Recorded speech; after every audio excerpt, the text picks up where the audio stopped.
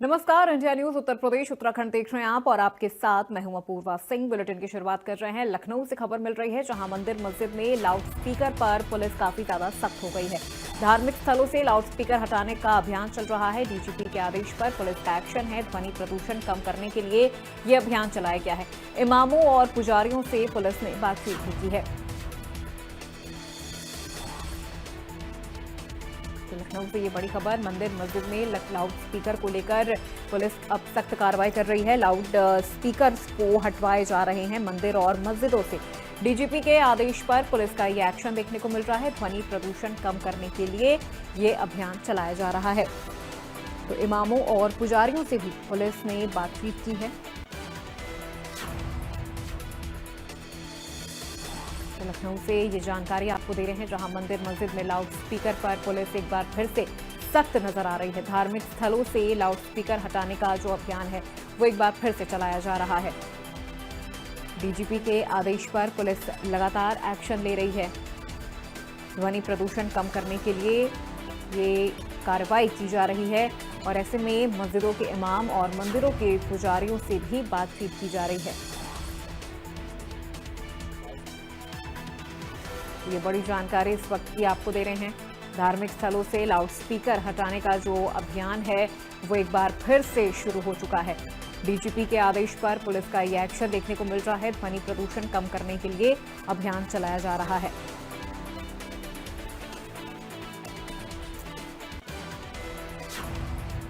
और इसी खबर पे लखनऊ से हमारी सहयोगी वर्षा शाही हमारे साथ लाइव जुड़ चुकी हैं। सीधे उनका रुख करते हैं। वर्षा, एक बार फिर से मंदिर और मस्जिदों से यहाँ पे लाउड स्पीकर हटाने को लेकर जो ये पूरी कवायद है एक बार फिर से शुरू कर दी गई है। क्या रिएक्शन, किस तरह के जो प्रतिक्रियाएं हैं वो सामने आ रही हैं? देखिए, उत्तर प्रदेश के डीजीपी राजीव कृष्ण की तरफ से ये आदेश आया है कि जितने भी मंदिर और मस्जिद पर लाउड स्पीकर लगे हुए हैं जो मानक के विपरीत चलाए जा रहे हैं और लगातार उसकी वजह से ध्वनि प्रदूषण हो रहे हैं, उसको लेकर ये आदेश था कि इन लाउड स्पीकरों को हटाया जाए। क्योंकि ठंडी का समय जब से शुरुआत होती है तो उसके बाद इन लाउड स्पीकर का इफेक्ट ज्यादा देखने को मिलता है, जी, क्योंकि साउंड लेवल ज्यादा हाई होने लगता है। जिसको लेकर ये आदेश आया था। आदेश के बाद यूपी पुलिस त्वरित कार्रवाई करते हुए कई मंदिरों और कई मस्जिदों से ये लाउड स्पीकर हटाए गए हैं और हटाने के साथ साथ लगातार अभी जो काम है उसको सुचारू रूप से किया जा रहा है और त्वरित कार्रवाई भी की जा रही है। बिल्कुल वर्षा, और ऐसे में क्या इमाम और पुजारी इस चीज के लिए मान गए हैं? क्या उनकी तरफ से वो समर्थन मिलता हुआ नजर आ रहा है? देखिए, अभी जितनी कार्रवाई हुई है उसके तहत मस्जिद के इमाम और मंदिर के पुजारी दोनों की तरफ से समर्थन मिला है यूपी पुलिस को।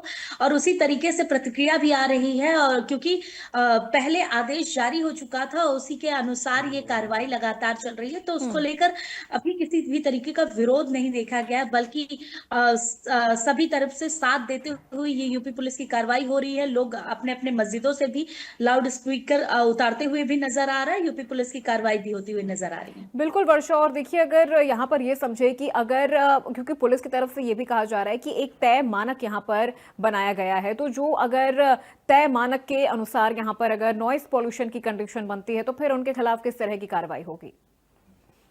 देखिए, जो तय मानक बनाया गया है उसके तहत अगर किसी भी जगह पर इस तरीके के लाउड स्पीकर चल रहे हैं तो यूपी पुलिस के जो सिपाही हैं, जो लोग हैं, वो पहुंचकर पहले तो उस लाउड स्पीकर को उतरवा रहे हैं। उतरवाने के साथ साथ उस जगह का, क्योंकि नोटिस दी जाती है, नोटिस के बाद सारी कार्रवाई होती है, तो उसी तरीके का चालान भी निर्धारित कर रखा गया है। अगर नोटिस की बात नहीं मानी जाती, उस तरीके से लाउड स्पीकर नहीं उतारा जाता है, तब उसके बाद किसी भी तरीके हम्म। के स्वरूप में चालान इस चीज का किया जाता है। लेकिन लाउड स्पीकर उतारने की प्रतिक्रिया अभी तक उस तरीके की नहीं आई है। लगातार लोगों को जो नोटिस दी जा रही है, जो बताया जा रहा है, उसमें लोग पूरे मानकों को मान रहे हैं और उसी तहत लाउड स्पीकर को उतारा जा रहा है। बिल्कुल वर्षा, क्या लखनऊ के अलावा भी ये तमाम जो कार्रवाई है लाउड स्पीकर को लेकर ये कई और जिलों में भी देखने को मिल रही है, या शुरुआत अभी एक बार फिर से लखनऊ से की गई है? देखिए, जिस तरीके का डीजीपी का आदेश है उसको उसमें ये पूरे उत्तर प्रदेश में लागू करने की बात कही गई है। शुरुआत राजधानी लखनऊ से देखने को मिल रही है, क्योंकि राजधानी है और राजधानी में जब भी कोई आदेश होता है तो सबसे पहले संज्ञान राजधानी लखनऊ में लिया जाता है। तो अन्य जिलों में भी ये कार्रवाई देखने को मिलेगी, क्योंकि जो मानक तय किया गया, जो आदेश आया है वो पूरे सभी उत्तर प्रदेश के सभी जिलों के लिए है। तो अब धीरे धीरे कार्रवाई होती हुई नजर आएगी और यूपी पुलिस उसी तरीके से काम भी कर रही है। ठीक है, बिल्कुल। बहुत शुक्रिया वर्षा इस पूरी जानकारी और बातचीत के लिए। चलिए बढ़ते खबरों में आगे। सिद्धार्थनगर से बड़ी जानकारी आपको दे रहे हैं, जहां नाबालिग लड़की के साथ सामूहिक दुष्कर्म का मामला सामने आया है। नशीला पदार्थ पिलाकर जुनैद ने इस वारदात को अंजाम दिया है। आरोपी जुनैद ने लड़की का आपत्तिजनक वीडियो भी बनाया और वीडियो के जरिए ब्लैकमेल कर कई लोगों ने उसके साथ रेप किया है। 9 नामजद और कुछ अज्ञात आरोपियों पर केस दर्ज कर लिया गया है। सभी नामजद आरोपियों को गिरफ्तार कर जेल भेजा गया है। तो आरोपी जुनैद ने लड़की का आपत्तिजनक वीडियो भी बना लिया, जिस वीडियो को वायरल करने की धमकी देकर कई लोगों ने उसके साथ रेप किया है। 9 नामजद और कुछ अज्ञात आरोपियों पर केस दर्ज कर लिया गया है। तो सिद्धार्थनगर से यह खबर, जहां नाबालिग लड़की के साथ कई लोगों ने दुष्कर्म किया है। नशीला पदार्थ पिलाकर जुनैद ने इस वारदात को अंजाम दिया है। उसका आपत्तिजनक वीडियो भी बना लिया है और फिर इस वीडियो को वायरल करने की धमकी देकर कई अन्य लोगों ने भी उसके साथ रेप किया है। 9 नामजद और कुछ अज्ञात आरोपियों पर पुलिस ने केस दर्ज कर लिया है और कार्रवाई शुरू कर दी है।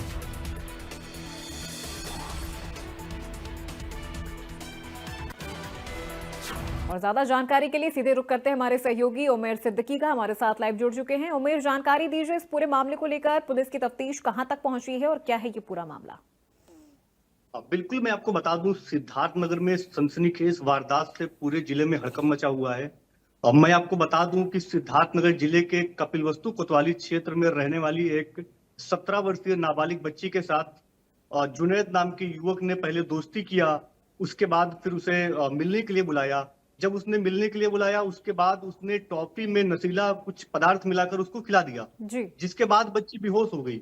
और उसके बाद उसके साथ जो है शारीरिक संबंध बनाया और उसका आपत्तिजनक वीडियो बना लिया। वीडियो बनाने के बाद जुनैद लगातार उसे ब्लैकमेल करके बुलाता रहा। इसके बाद जब जुनैद को मुंबई जाना हुआ तो उसने अपने दोस्तों को वीडियो शेयर कर दिया। उसके दोस्त लगातार पिछले 7 महीने से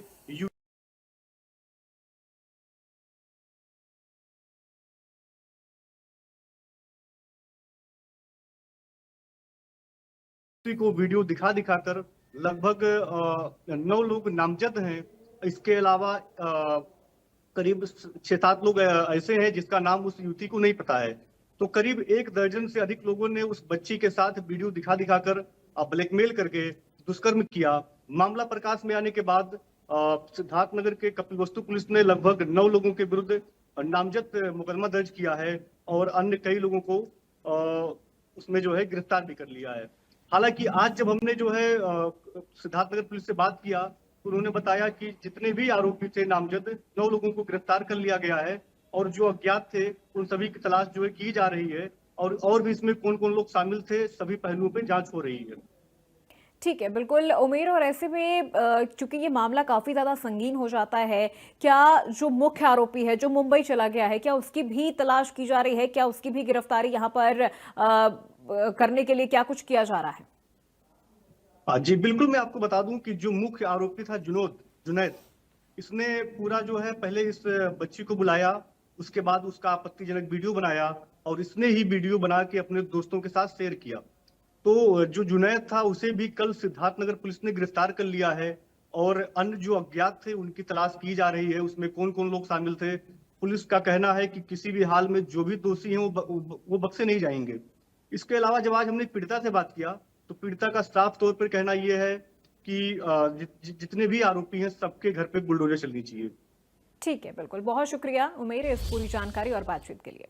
खबर मथुरा से है, जहां कृष्ण जन्मभूमि समिति के अध्यक्ष दिनेश शर्मा ने एक पत्र लिखा है। दिनेश शर्मा ने पीएम मोदी के नाम पर खून से पत्र लिखा है। दिनेश शर्मा ने बाबा बागेश्वर को भारत रत्न देने की मांग की है। धीरेन्द्र शास्त्री ने सभी को सनातन से जोड़ने का काम किया है। सनातन धर्म के योद्धा धीरेन्द्र शास्त्री को भारत रत्न मिला। मथुरा से ये खबर आपको दे रहे हैं, जहां कृष्ण जन्मभूमि समिति के अध्यक्ष दिनेश शर्मा ने पीएम मोदी के नाम खून से एक पत्र लिखा है और इस पत्र में उन्होंने बाबा बागेश्वर को भारत रत्न देने की मांग की। उन्होंने कहा कि धीरेन्द्र शास्त्री ने सभी को सनातन से जोड़ने का काम किया है। सनातन धर्म के योद्धा धीरेन्द्र शास्त्री को भारत रत्न मिले।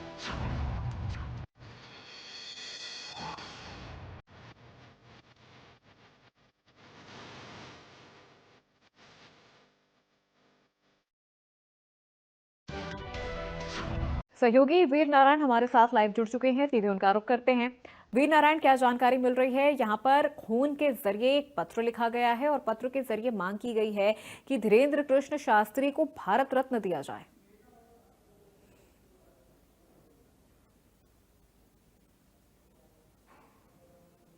संघर्ष समिति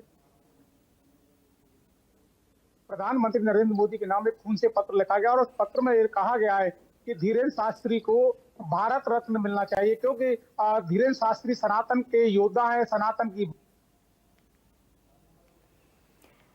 चलिए, तुम अपने सहयोगी से दोबारा जुड़ने की कोशिश करेंगे, लेकिन यहाँ पर आपको बता दें कि दिनेश शर्मा की तरफ से एक पत्र लिखा गया है, खून से ये पत्र लिखा गया है पीएम नरेंद्र मोदी को, और इसमें धीरेन्द्र कृष्ण शास्त्री को भारत रत्न देने की मांग की गई है। ये कहा जा रहा है कि उन्होंने सनातन से लोगों को जोड़ने का काम किया है, इसीलिए उन्हें भारत रत्न सम्मान से नवाजा जाए।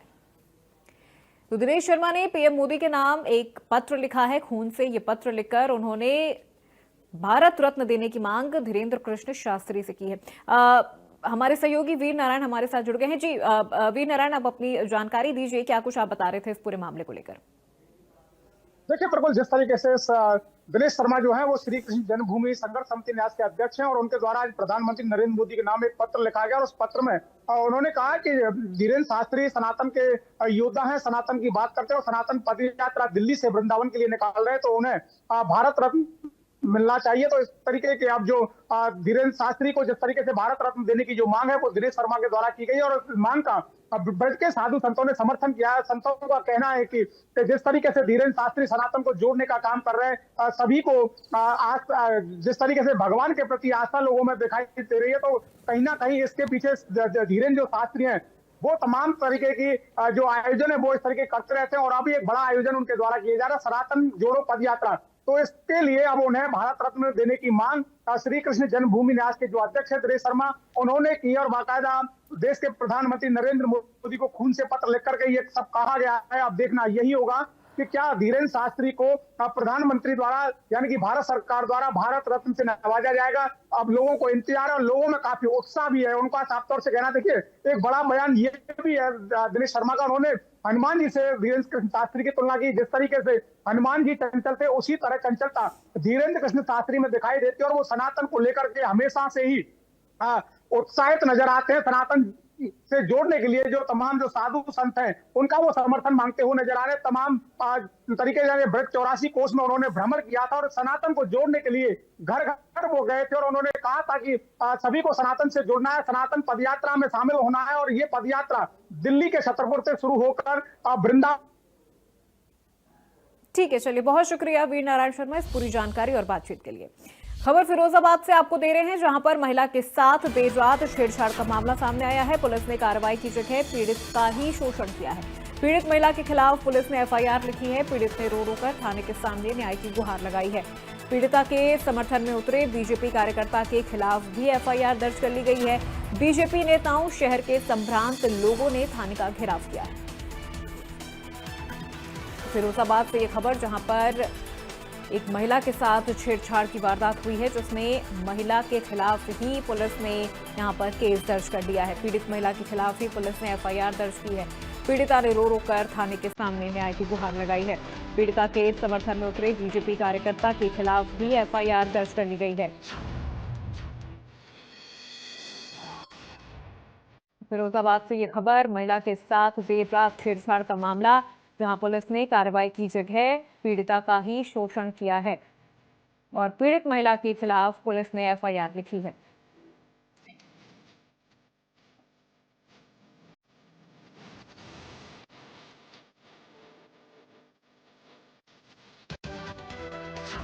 और इस खबर पे ज्यादा अपडेट के लिए सीधे रुख करते हैं हमारे सहयोगी सौरभ उपाध्याय का, हमारे साथ लाइव जुड़ चुके हैं। सौरभ, क्या जानकारी मिल रही है इस पूरे मामले को लेकर? आखिर पीड़ित महिला के खिलाफ पुलिस ने एफआईआर क्यों दर्ज की है? क्या ये मनमानी है या फिर किसी तरह की कोई लापरवाही है?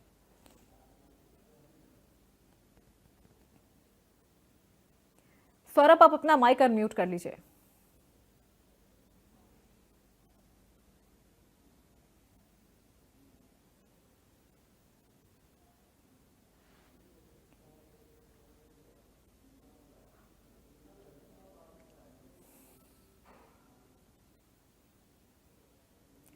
चलिए, तुम अपने सहयोगी से दोबारा जुड़ने की कोशिश करेंगे, लेकिन यहाँ पर आपको बता दें कि मामला काफ़ी ज़्यादा तूल पकड़ता जा रहा है, क्योंकि यहाँ पर पीड़ित महिला के खिलाफ ही पुलिस ने एफआईआर दर्ज कर ली है। इसके अलावा महिला के पक्ष में आए एक बीजेपी नेता के खिलाफ भी मामला दर्ज कर लिया गया है। तो वहीं बीजेपी के नेता और तमाम संभ्रांत जो लोग हैं, उन्होंने पुलिस थाने का घेराव किया, क्योंकि यहाँ पर मामला पीड़ित महिला के खिलाफ ही पुलिस द्वारा लिखी गई एफआईआर का है। पीड़ित महिला के साथ छेड़छाड़ होती है, लेकिन पुलिस ने यहाँ पर आरोपी के खिलाफ नहीं बल्कि पीड़ित महिला के खिलाफ एफआईआर दर्ज कर ली। तो पुलिस ने कार्रवाई की जगह पीड़ित महिला का ही शोषण किया है। ऐसे में पीड़ित महिला रो रो कर न्याय की गुहार लगा रही है। और हमारे सहयोगी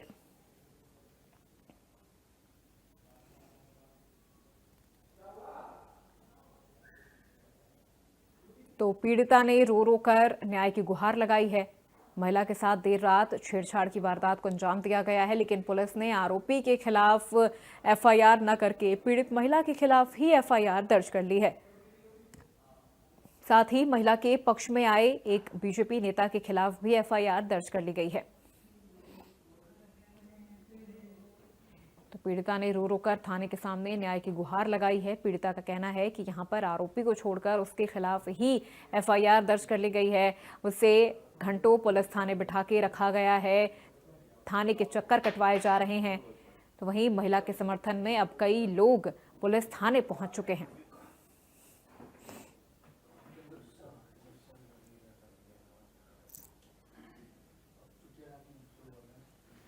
तो मामला एक महिला के साथ छेड़छाड़ से जुड़ा हुआ बताया जा रहा है, जहां ये कहा जा रहा है कि पीड़ित महिला का यहां पर पुलिस ने शोषण किया है। महिला के खिलाफ कार्रवाई पुलिस की तरफ से की गई है। एफआईआर महिला के खिलाफ दर्ज कर लिया गया है, जो कि सरासर गलत है।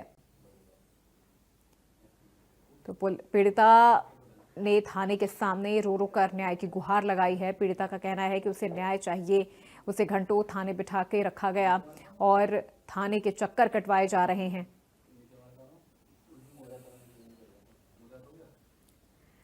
सहयोगी सौरभ एक बार फिर हमारे साथ लाइव जुड़ चुके हैं। सौरभ, जानकारी दीजिए इस पूरे मामले को लेकर। आखिर ये मनमानी है पुलिस की, लापरवाही है? क्यों पीड़ित महिला के साथ इतना शोषण किया जा रहा है? बिल्कुल, देखिए, फिरोजाबाद के थाना उत्तर क्षेत्र का पूरा मामला है और पूरी तरीके से पुलिस की मनमानी है। फरियादी पर पीड़िता पर पुलिस ने एफआईआर लिख दी है। जहाँ एक तरफ महिला संबंधी अपराध को लेकर सरकार इतनी गंभीर है, नारी सशक्तिकरण की बात जो है लगातार कर रही है, कार्यक्रम कई चला रही है, लेकिन वही एक लड़की के साथ सरेआम रात में छेड़छाड़ होती है। उसका विरोध लड़की ने किया, उस मंचले की पिटाई की, शराबी की, और बजाय शराबी पे कार्रवाई करने के पुलिस ने महिला पर कार्रवाई कर दी। महिला पर, उसके पति पर थाने में बिठाया गया, उत्पीड़न किया गया। 151 का मुकदमा सहित मुकदमे दर्ज किए गए। और उसके अलावा एक भाजपा कार्यकर्ता ने जब समर्थन किया उसके खिलाफ, और एक अन्य व्यक्ति जो पत्रकार है ऋतिक उपाध्याय, उसके खिलाफ मुकदमा लिख लिया गया।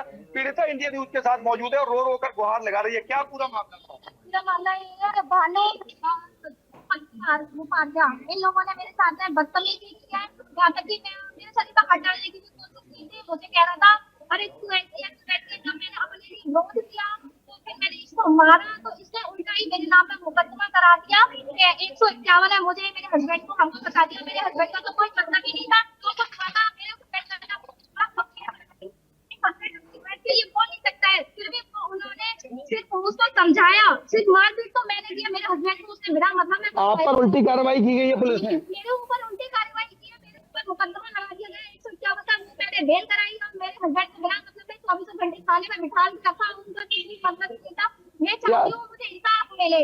ऐसे दर्द चलिए ठीक है, बिल्कुल सौरभ, यहाँ पर पीड़िता की तरफ से ये गुहार लगाई जा रही है कि उसे न्याय मिले, क्योंकि यहाँ पर मामला उसके खिलाफ ही दर्ज कर लिया गया है, जो कि सरासर गलत है। बहुत शुक्रिया सौरभ इस पूरी जानकारी और इस बातचीत के लिए। खबर प्रतापगढ़ से मिल रही है, जहां पुलिस का नशे के तस्करों पर बड़ा एक्शन देखा गया है। तस्कर राजेश मिश्रा के घर पर पुलिस की छापेमारी हुई है। 2 करोड़ से अधिक नकदी समेत गांजा स्मैक बरामद हुआ है। जेल में बंद ड्रग माफिया चला रहा था। नशा तस्करी गैंग ड्रग माफिया की पत्नी और बेटे समेत 5 तस्कर गिरफ्तार किए गए हैं। तो प्रतापगढ़ से ये बड़ी जानकारी आपको दे रहे हैं। जेल में बंद ड्रग माफिया यहां पर ये तस्करी का कारोबार चला रहा था। प्रतापगढ़ से खबर, पुलिस का नशे के तस्करों पर बड़ा एक्शन। तस्कर राजेश मिश्रा के घर पुलिस की छापेमारी हुई है, जहां पे 2 करोड़ से अधिक नकदी समेत गांजा और स्मैक बरामद किया गया है। जेल में बंद ड्रग माफिया चला रहा था नशा तस्करी गैंग। ड्रग माफिया की पत्नी और बेटे समेत 5 लोगों को यहां पर गिरफ्तार कर लिया गया है।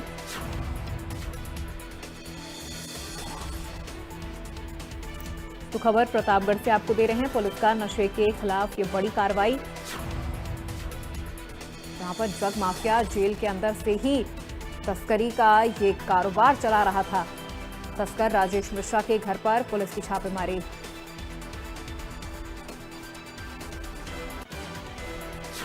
तो वहीं इस खबर पर ज्यादा अपडेट के साथ हमारे सहयोगी शिव मोहन शुक्ला हमारे साथ लाइव जुड़ चुके हैं। सीधे उनका रुख करते हैं। शिव मोहन, क्या जानकारी मिल रही है इस पूरे मामले को लेकर, और ये जो गैंग चल रहा है, ये जो तस्कर को लेकर जो ये पूरा नेटवर्क चल रहा है यहाँ पर गांजा और स्मैक को लेकर, ये कब से चल रहा है? देखिए, बड़ी कार्रवाई है प्रतापगढ़ पुलिस की। एसपी दीपक भूकर जिन्होंने कार्यभार संभाला था, तो उन्होंने कहा था कि नशे के तस्करों को छोड़ेंगे नहीं, और लगातार ऐसी कार्रवाइयां की जा रही हैं। बड़ी कार्रवाई है, कुंडा सर्किल में कार्रवाई हुई है, कुंडा सीओ की अगुवाई में हुई है, जहां दशकों से धंधा इसका चल रहा था। 2008 में भी इसके खिलाफ कार्रवाई हुई थी, और एनडीपीएस एक्ट के तहत राजेश मिश्रा जो जेल में बंद है, गैंगस्टर एक्ट के मामले में बंद है, पूरा परिवार इसमें सम्मिलित था। इसकी पत्नी रीना मिश्रा भी गैंगस्टर एक्ट की मुलजिम है, जो जेल से बाहर है, जेल में निरुद्ध थी पहले। उसका बेटा, उसकी बेटी और पड़ोस के जो लोग हैं, 2 लोग वो भी शामिल है। इस तरह से पूरा परिवार नेटवर्क में काम कर रहा था। और सबसे बड़ी बात यह है कि देखिए, यहाँ 2 करोड़ से अधिक की नकदी बरामद हुई है, जो पॉलीथीन के बैग में रखी गई थी, अलमारियों में रखी गई थी, और 22 घंटे से अधिक इसको गिनने में लगे। वीडियो रिकॉर्डिंग के तहत गिना गया। प्रतापगढ़ पुलिस ने कार्रवाई की, आबकारी विभाग ने कार्रवाई की, और उसमें सबसे बड़ी बात यह है कि 4 मशीनें लगाई गई नोटों को गिनने में। और आज जब कॉन्फ्रेंस की गई, तो नोटों से भरे बैग जब थैले लाए गए, तो ऐसा लगा कि पहली बार प्रतापगढ़ पुलिस ने कोई बड़ी कार्रवाई की है। वाकई ये बड़ी कार्रवाई है, और 2 करोड़ से अधिक की नकदी बरामद हुई है, और 1 करोड़ जो गांजा जिसमें 6 किलोग्राम है और स्मैक है, वो भी बरामद हुआ है। और गैंगस्टर एक्ट के तहत कार्रवाई की गई है। अब इसमें चल अचल संपत्ति जो 3 करोड़ से अधिक की थी राजेश मिश्रा की, उसकी संपत्ति पहले ही कुर्क की जा चुकी है। लेकिन सबसे बड़ी बात यह है कि जेल में निरुद्ध जो राजेश मिश्रा है, वो अपनी पत्नी और बच्चों और बेटियों को जब वो मिलने जाया करते थे, तो बताता था कि किन अड्डों पर इनको सप्लाई करना है, कहाँ कैसे बेचना है। पूरा नेटवर्क जेल से चला रहा था वो। चलिए ठीक है, बिल्कुल, बहुत शुक्रिया शिव मोहन इस पूरी जानकारी और बातचीत के लिए। बढ़ते खबरों में आगे खबर देहरादून से है, जहां उत्तराखंड की रजत जयंती पर विकास की सौगात। पीएम मोदी ने लॉन्च की 8,140 करोड़ की योजनाएं। स्मारक, डाक टिकट और परियोजनाओं का शुभारंभ हुआ है। अगले 25 सालों में विकास की नई मिसाल बनेगा उत्तराखंड। पीएम ने उत्तराखंड के स्थापना दिवस की लोगों को ढेरों शुभकामनाएं दी हैं। तो अगले 25 सालों में विकास की नई मिसाल बनेगा उत्तराखंड। बड़ी जानकारी, पीएम ने उत्तराखंड के स्थापना दिवस की लोगों को ढेरों शुभकामनाएं दी हैं। 25 साल का हुआ उत्तराखंड। उत्तराखंड की रजत जयंती पर विकास की कई योजनाएं शुरू की गई। पीएम मोदी ने लॉन्च की 8,140 करोड़ की योजना। स्मारक, डाक टिकट और परियोजनाओं का शुभारंभ हुआ है।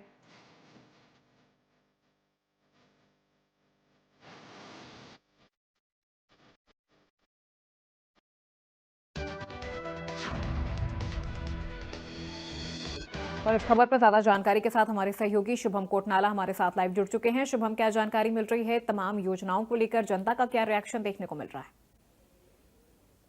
जी बिल्कुल, बात करें तो आज उत्तराखंड रजत जयंती भी थी और आज उत्तराखंड स्थापना दिवस भी था। तो ऐसे जो है भव्य मौके पर प्रधानमंत्री यहाँ पर पहुंचे तो ये अपने आप में उत्तराखंड के लिए एक बड़ी गौरव की बात थी। और जब प्रधानमंत्री पहुंचे तो सबसे पहले उनके जो शब्द रहे तो वो जो है वो गढ़वाली और कुमाऊनी भाषा से जी। जुड़े हुए शब्द रहे। तो ऐसे में प्रधानमंत्री ने कहीं ना कहीं जो है लोगों के दिल को छुआ। और अगर योजनाओं की अगर हम बात करें तो करीब 8,000 करोड़ से अधिक की जो योजनाएं हैं उनका शिलान्यास और लोकार्पण भी प्रधानमंत्री नरेंद्र मोदी ने किया है, जो कि जनता को समर्पित कुछ योजनाएं की गई है और कुछ जो है उसको गतिमान किया गया है। इसमें हम बताएं तो करीब 19 योजनाएं ऐसी है जो कि जिसका शिलान्यास किया गया है और 12 करीबन योजनाएं ऐसी है जिनका लोकार्पण किया गया है। इसमें तमाम विभिन्न क्षेत्र हैं क्योंकि ऊर्जा, सिंचाई, पेयजल, खेल विश्वविद्यालय संबंधी और तमाम अन्य जो योजनाएं हैं वो सीधे जी। जनहित से जुड़ी हुई हैं और लंबे समय से उनकी सरकार भी थी। तो ऐसे ठीक। में कहीं न कहीं प्रधानमंत्री ने एक हम कह सकते हैं कि करोड़ों की सौगात उत्तराखंड को इस मौके पर दी है, जब उत्तराखंड अपने 25 वर्ष भी पूरे कर रहा है और उत्तराखंड आगे की जो है 25 वर्षों की भी तैयारी कर रहा है। तो बिल्कुल ऐसे में जो बिल्कुल योजना शुभम, है यहाँ पर एक बड़ा विजन लेकर पीएम नरेंद्र मोदी उत्तराखंड पहुंचे। जब उत्तराखंड अपने 25वें वर्ष में 25 साल का जब यहाँ पर उत्तराखंड हो गया है और वहां की जनता को करोड़ों की सौगात दी गई है। बहुत शुक्रिया शुभम इस पूरी जानकारी और बातचीत के लिए। तो फिलहाल इस बुलेटिन में मेरे साथ बस इतना है। प्रदेश के तमाम खबरों के लिए आप देखते रहिए इंडिया न्यूज उत्तर प्रदेश उत्तराखंड।